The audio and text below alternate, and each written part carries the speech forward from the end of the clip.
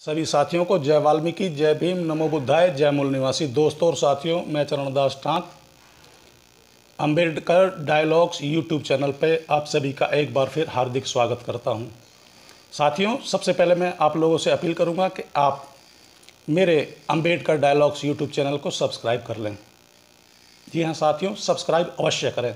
साथियों, आज का हम दलितों, बहुजनों और अति दलितों के लिए इस टॉपिक पर वीडियो बनाना और इस टॉपिक पर बनी वीडियो को देखना और समझना अत्यंत ही ज़रूरी है। जी हाँ साथियों, अत्यंत ही ज़रूरी है, क्योंकि आज का जो मेरा टॉपिक है यूट्यूब चैनल पर, उस टॉपिक का नाम है साथियों आर्टिकल 13 क्या है। जी हाँ साथियों, आर्टिकल 13 क्या है। साथियों, आर्टिकल 13 के अनुसार संविधान लागू होने की तारीख से पहले जितने भी धार्मिक ग्रंथ, विधि, कानून जो विषमता पर आधारित थे, उन्हें शून्य घोषित किया जाता है। इस कानून के अनुसार बाबा साहब ने सिर्फ एक लाइन में 2500 सालों की उस व्यवस्था और उस कानून की किताबों को शून्य घोषित कर दिया था जो इंसानों को गुलाम बनाने के लिए इस्तेमाल की जाती थी। साथियों, जैसे कि संविधान लागू होने से पहले भारत में मनुस्मृति का कानून लागू था। मनुस्मृति के अनुसार भारत में शूद्र व अतिशूद्र और महिलाओं को शिक्षा का अधिकार व संपत्ति का अधिकार नहीं था, और इसके अलावा मनुस्मृति के कानून के अनुसार शूद्र वर्ण को सिर्फ ब्राह्मणों की निस्वार्थ सेवा करने के लिए इस्तेमाल किया जाता था। साथियों, अतिशूद्र को तो पानी पीने तक का अधिकार नहीं था। ये विषमतावादी कानून इतनी कठोरता से लागू थे जिसे पढ़ने मात्र से बाबा साहब भीमराव अंबेडकर का हृदय कांप उठा था। बाबा साहब भीमराव अंबेडकर इस मनुस्मृति के कानून का अध्ययन किया तो पाया कि भारत की महिलाएं दोहरी गुलाम हैं, उन्हें तो सिर्फ इस्तेमाल करने की वस्तु समझा जाता है। जी हाँ साथियों, इसके अलावा सती प्रथा, बाल विवाह, बेमेल विवाह, वैधन्य जीवन, मुंडन प्रथा आदि क्रूर प्रथाएं लागू थी। ये प्रथाएं इसलिए लागू की गई थी ताकि ब्राह्मणों द्वारा बनाई गई जाति व्यवस्था मजबूत बनी रहे और शूद्र व अतिशूद्र लोगों की गुलामी मजबूत बनी रहे। साथियों, 19वीं सदी में Jyotirao Phule, Savitribai Phule, William betting, Lord मकोले आदि विद्वानों ने अपने अपने स्तर पर बहुत कोशिश की थी इस व्यवस्था को ख़त्म करने की, लेकिन राष्ट्रीय स्तर पर बाबा साहब भीमराव अंबेडकर ने अपनी विद्वत्ता के दम पर 25 दिसंबर सन 1927 को इस मनुस्मृति नामक विषमतावादी जहरीली ग्रंथ को आग लगा दी थी और अछूत वर्ग के लोगों को महाड़ में पानी पीने का अधिकार दिलवाया था।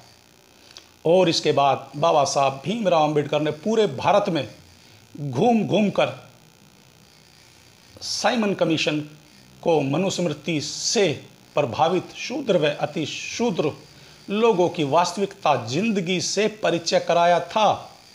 साथियों, 1931 से 1932 में बाबा साहब ने इन 90% लोगों को वोट का अधिकार भी दिलाया था। विधिमंडल में उचित स्थान और शिक्षा का दरवाज़ा इन दलितों और अति दलितों के लिए राष्ट्रीय स्तर पर सबके लिए खुलवाया था। और जब संविधान लिखने की बात आई तो बाबा साहब भीमराव अंबेडकर ने ब्राह्मणवादी तमाम शक्तियाँ, कानून और धर्म ग्रंथ को, जो इंसान को इंसान नहीं मानते थे, महज एक लाइन में ख़त्म कर दिया था। साथियों, बाबा साहब भीमराव अंबेडकर ने संविधान में बाबा साहब ने 69, जी हाँ साथियों, 69 आर्टिकल की वजह से हमें मिले अधिकार ही इन ब्राह्मणवादी, मनुवादी लोगों को बर्दाश्त नहीं हो रहे हैं और इन्हें ख़त्म करने के लिए रात दिन प्रोपेगेंडा और धर्म, भ्रम, पाखंड, अंधविश्वास, सामदंड, भेदभाव का इस्तेमाल कर रहे हैं और संसद में भी बहुमत का गलत इस्तेमाल कर रहे हैं। साथियों, ये है आर्टिकल 13 जिसमें बाबा साहब भीमराव अम्बेडकर ने हम दलितों, अति दलितों और शूद्र, साथियों शूद्रों में भी अति शूद्र लोगों के लिए आखिर कितनी मेहनत, कितनी मशक्क़त की। साथियों, बाबा साहब भीमराव अम्बेडकर वो शख्सियत थी जो उस समय में केवल अकेले होते हुए भी, जी हाँ साथियों, अकेले होते हुए भी 90% हम बहुजन और दलितों के लिए लड़े और हमें अधिकार दिलाए। साथियों, मैं अपने अम्बेडकर डायलॉग्स यूट्यूब चैनल की ओर से आप सभी से अपील करूंगा, साथियों आज हमें भी बाबा साहब भीमराव अम्बेडकर साहब की विचारधारा और उनके विचारों को आगे बढ़ाना चाहिए और उनकी नीतियों पर काम करना चाहिए और मजबूती के साथ समाज को एकजुट खड़े होने की आवश्यकता है। तो साथियों, मैं अंत में आपसे एक बार फिर अपील करूंगा कि साथियों, यदि आपको मेरा ये वीडियो अच्छा लगता है तो सबसे पहले आप मेरे इस वीडियो को सब्सक्राइब करें, लाइक करें, साथियों कमेंट्स अवश्य करें। साथियों, कमेंट से जो भी कमेंट्स आपके मन में आता है, दिमाग में आता है, यदि कोई कमी त्रुटि है तो उसको तो अवश्य लिखें ताकि मेरा मार्गदर्शन हो सके और मैं बाबा साहब भीमराव अम्बेडकर जी की जीवनी, उनकी नीति और विचारों को आप लोगों तक सही तरीके से पहुंचा सकूं। साथियों, एक बार पुनः जय वाल्मीकि, जय भीम, नमो बुद्धाय, जय मूल निवासी।